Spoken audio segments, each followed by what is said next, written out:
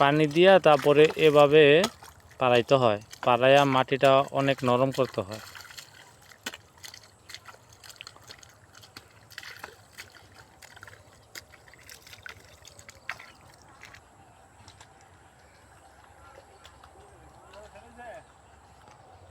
এই যে আগাগুলো দেখছেন, এই আগাগুলি আবার নতুন করে লাগাবে।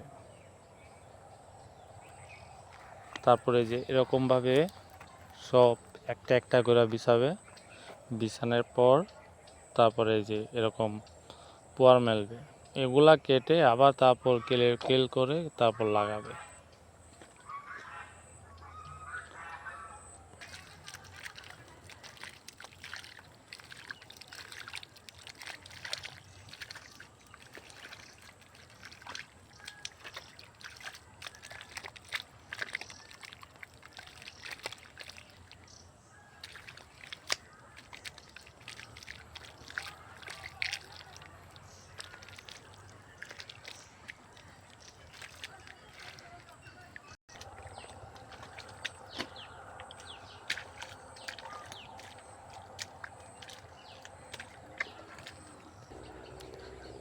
এই যে এভাবে সমান করে, এই যে এভাবে আস্তে আস্তে একটা একটা করে সবগুলা চারাবে।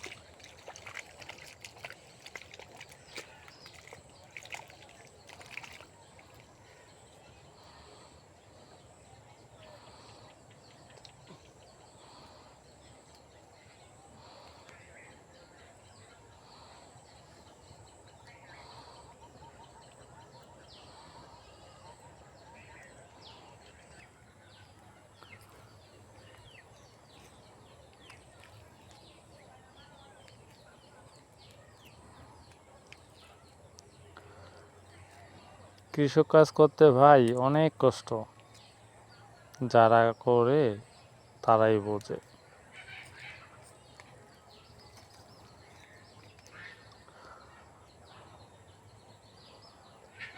মাথার ঘাম পায়ে ফালাইয়া তারপরে এই যে কৃষি কাজ করে।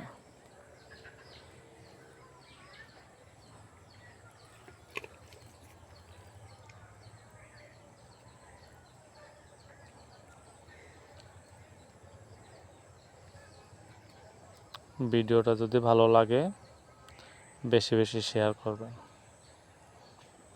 আশা করি পরবর্তী ভিডিও আরও ভালো দেওয়ার চেষ্টা করব।